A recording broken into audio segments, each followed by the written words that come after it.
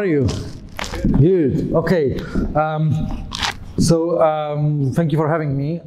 Glasgow is have a very special place in my heart. That was the first destination when I moved from Poland in 2007 with £400 in my pocket to London, and I was looking to go somewhere. I was like, yeah, let's go to Glasgow, and I took Megabus experience. But yeah, it was fun. I'm living in London, in Dagenham. Anyone knows where is Dagenham? No. So one famous journalist told me, oh, sorry, Lukasz, that things didn't went well. I didn't even know that he's famous because I don't have a TV, but lots of people is taking fun. It's a great place to live, Zone 5. I have there like little box room where I'm doing my SEO consultancy. And sometimes I'm leaving my box room and I'm coming for conferences. So thank you very much for having me. And I'm going to talk about a couple of tactics that you can implement in your strategy day by day without much budget, without relatively little efforts.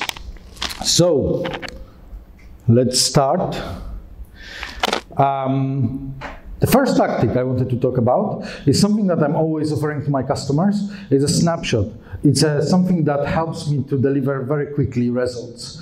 So my approach is always that, when I'm getting a business or when I was joining the companies, before I was working for Zoopla, Uswitch, I was managing my team, then I always wanted quickly to deliver, quickly to prove that I was not only the best on the interview, but I also have ability to deliver. And Snapshot is one of this methodology I'm using. So raise your hand who is using Data Studio and Search Console together. We have a couple of people. So this is the greatest combination of two tools you can have. Data Studio and Search Console. And I will show you why. So this is the screenshot that you're giving access to your Search Console through your Data Studio. And because the communication between Data Studio and Search Console is through API, you will get much deeper, much longer view, much more keywords and better granularity. So I'm giving this access, yes, I'm confirming that. And what I can do, I can, for example, start excluding empty queries. That sometimes happens. So here is a condition, exclude query equal nothing. So all these blank queries will go out. But what is also very important, when I'm exporting this, normally from Search Console, I will get 999 keywords, and I will not see corresponding URLs. From Data Studio and Search Console, I will have unlimited view, and I will also see corresponding URLs. So this is a screenshot of table that I'm doing, and I know that this is a bit blurry, but there is like query, corresponding page, impressions, clicks, and click-through rate. All these three metrics that you normally have in the Search Console. And once I have this, I can go deeper and I can start sorting, or I can start selecting these keywords, these pages that I really want to focus on. This example is from my zelezny.uk website, and I have like impressions, clicks, click-through rate. But when you see this like that, it's a bit of mess. So what I'm doing, first of all, you can do a little nice sort. And this is double sort. Anyone is using Excel?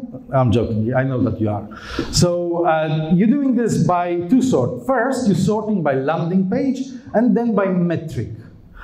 And I just choose impressions. So you can see that I was working on this GIF for a long time, but yeah. You can see how nicely it's done. Like, first you have one URL and impressions are going down. And when the impressions will get to 0, another URL, another URL, another URL.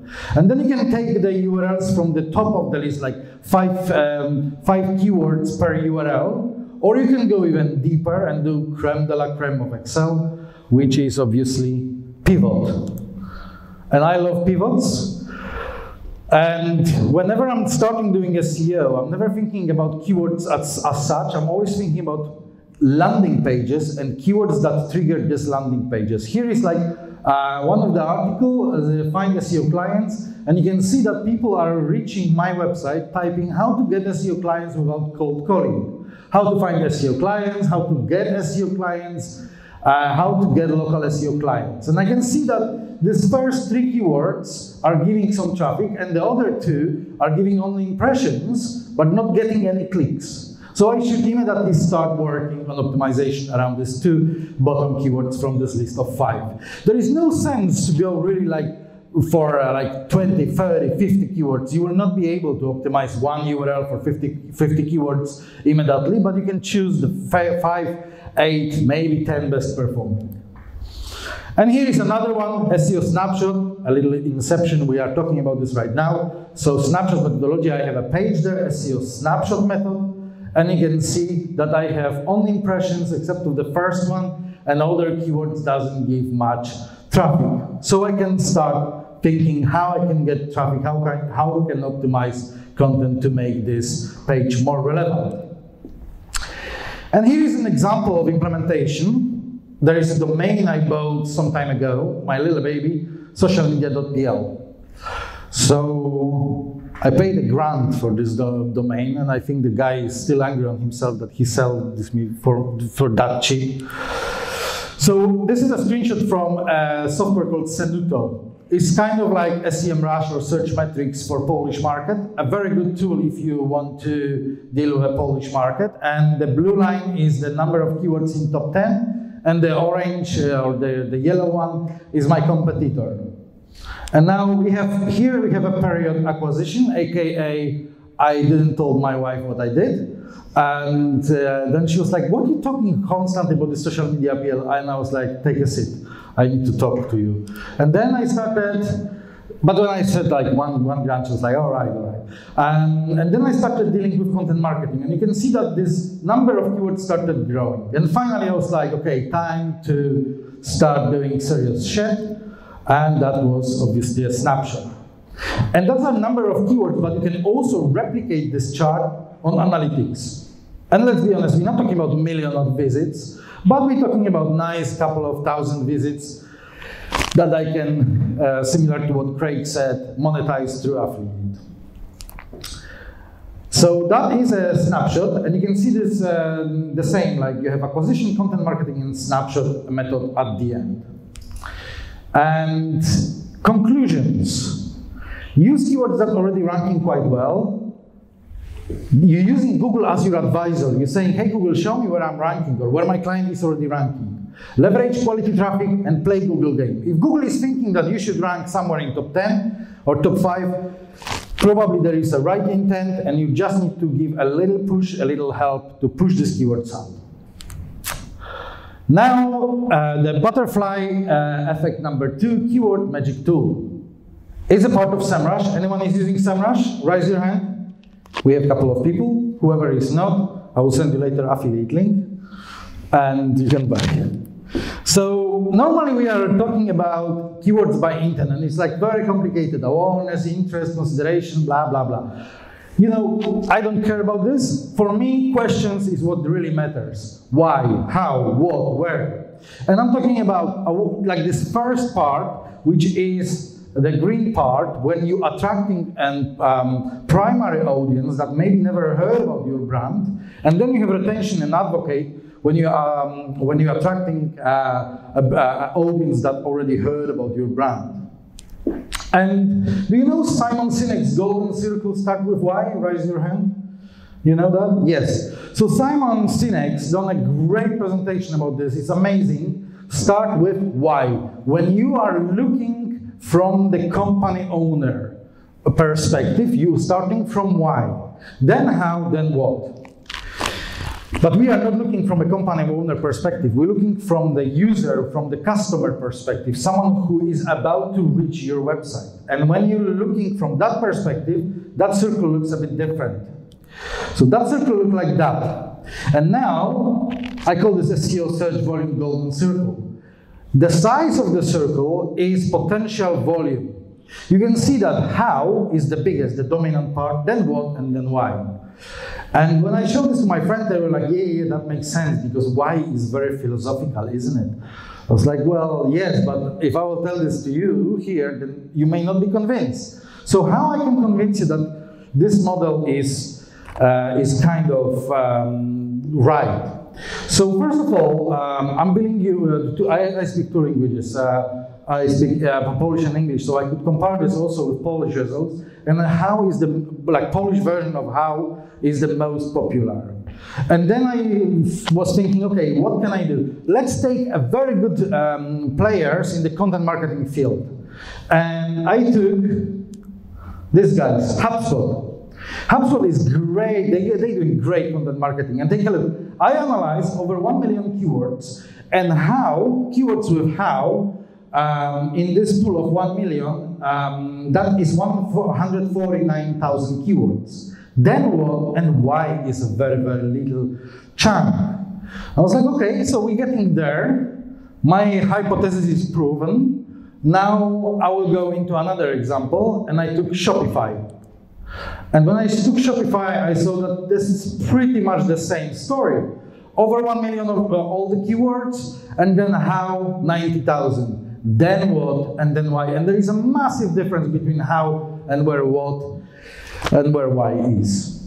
So start from how, and how we can use it. So for example, we're going to Keyword Magic Tool, a part of SEMrush suite, and we're writing organized conference. And you can straight away see that, that there are, I'm looking for a laser, how to organize conference, how to organize conference call meeting. Obviously a bit of understanding of the intent and a bit of thinking behind the list of keywords is needed. But you can see straight away that here are keywords with how, London, and you have lots of other keywords. When you click here, oh my gosh, this is the laser. Here, when you click here on the questions, you can see lots of keywords starting with how first. And the search volume is always very, very big.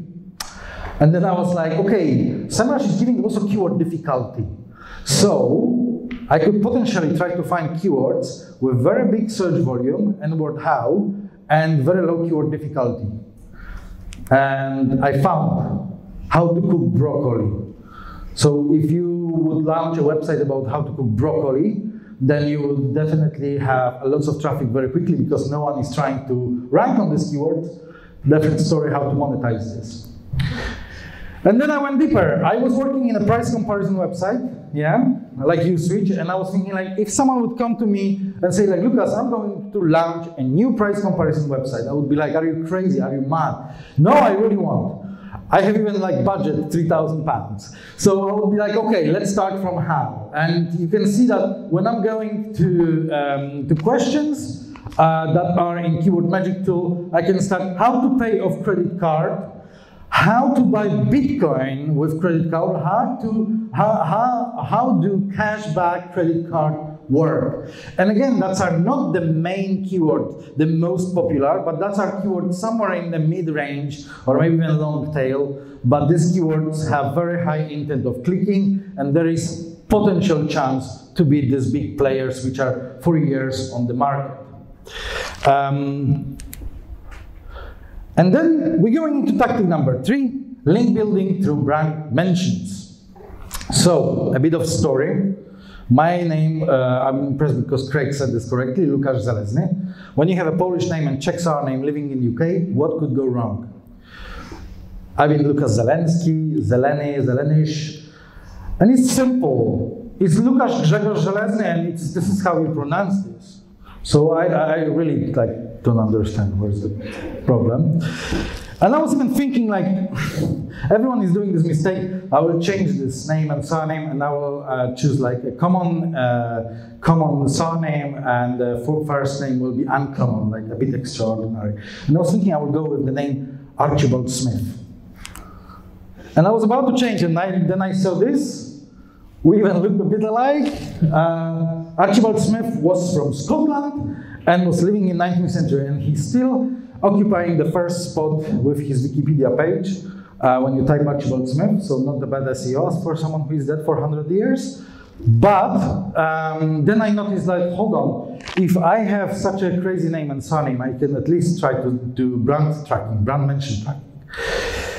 So I went into the softwares that have been there available, and there is Talkwalker, Brand24, for example, Fresh Web Explorer, Google Alerts that never works, and I choose Brand24. So I configured brand24, and I used my name and surname as a brand name. So that will always work if your brand name is non-generic word. If you are working for Booking.com or Cheap Holidays, forget about this. You will never differentiate when people are talking about your brand and when people are using this generically. But if your brand is, for example, Yahoo, or for example, Google or whatever, or Lukasz Zelezny, then generally you can start tracking this. And I started tracking, and then I saw like, oh my God, there is so many mentions. So what I can do with this mention, I could potentially approach these people who mentioned me, say thank you, and ask if there is any chance that you can make this mention a link to my website. And this is my main tactic for link building. So here is a screenshot from one of the webinar I had, and they mentioned me, which you can see here, and they also mentioned USwitch. So I approached them and I asked, hey, you know what, can you link to USwitch? Because I also was tracking USwitch as a brand name. USwitch is non-generic name. When someone is writing USwitch, then more or less is thinking about uswitch.com, the UK price comparison website. And one day I was like that, because I saw this. I was like, what's going on here? What is this language? And what they're saying about me, first thing was like, robots, scrapers or something. But no, that was like a proper article that had been written in Russian. So mainly the story is, I don't speak Russian. I mean, I speak Russian, I don't read Russian. You can see why.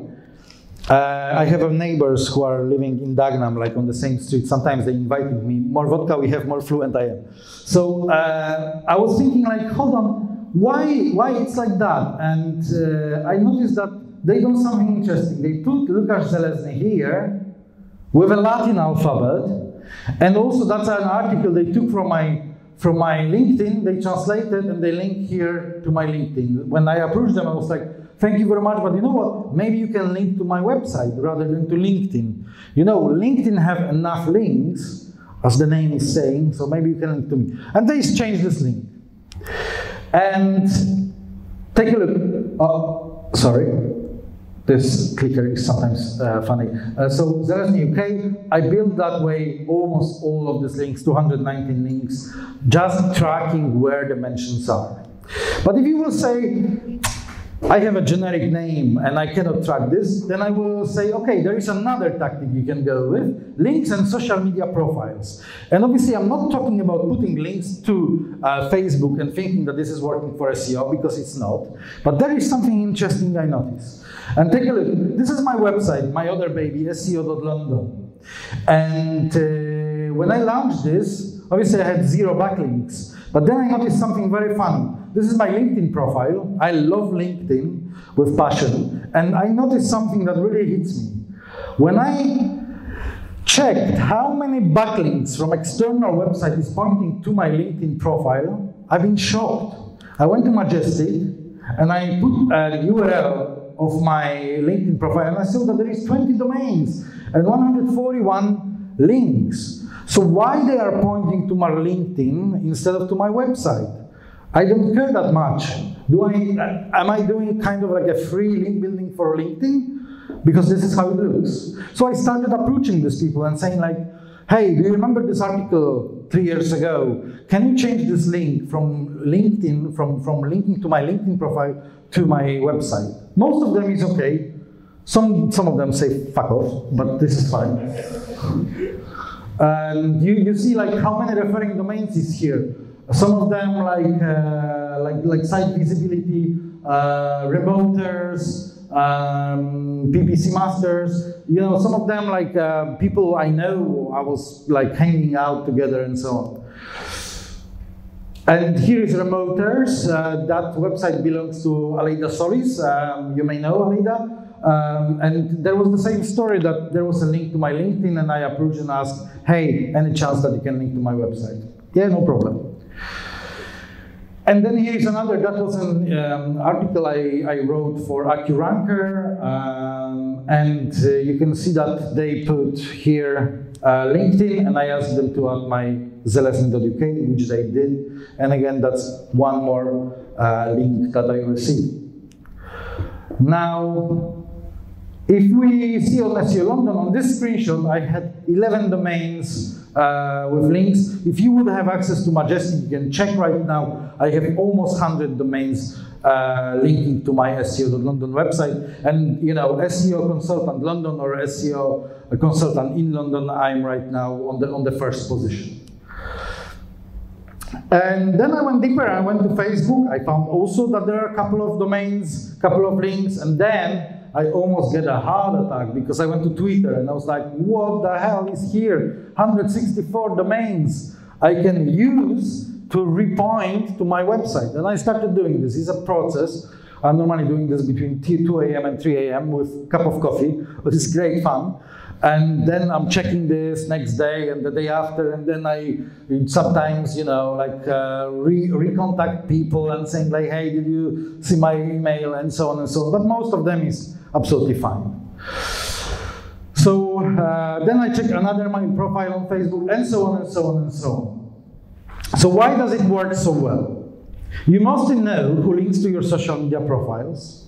It's easy to switch link from social media profile to your website. It doesn't take more than 10 seconds for the website owner. It's relevant to switch from social media profile to your website.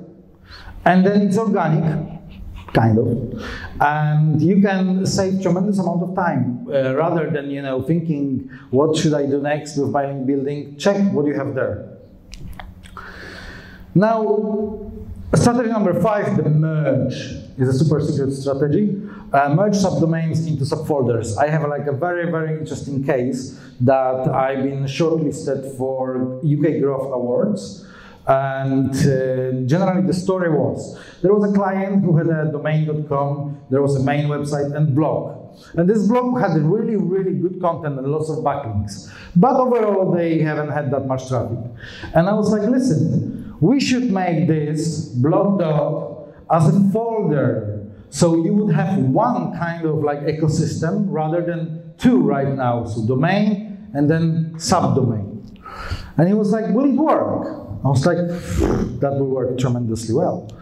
So he was like, you know what, fuck this. Let's not go into blog. Let's go everything into root folder. I was like, whoa, stop, hold your horses. I was like, no, let's go. All the articles put to the root folder, we will see what will happen. So I was like, okay. And we moved every article from the subdomain into root folder. And then this would happen. This is a screenshot from Search Metrics. And they literally become a leader of the industry. The traffic being increased by easily 10 times. And they were not like with 100 visits and then now they have 1,000. They've been a couple of thousand visits. So they turned off PPC because they've been unable to deal with the amount of leads they were receiving. Well, stop these leads. So then I had, knowing this, I was like having another customer who had a job portal, a very old job board website. And he also been trying to regain traffic that he was constantly losing. And we optimized everything and nothing was happening. And then I was like, hold on, you have that forum on subdomain. Let's move this into subfolder. He was more like, okay, let's move this into subfolder. And take a look what happened. We have here, come on, clicker.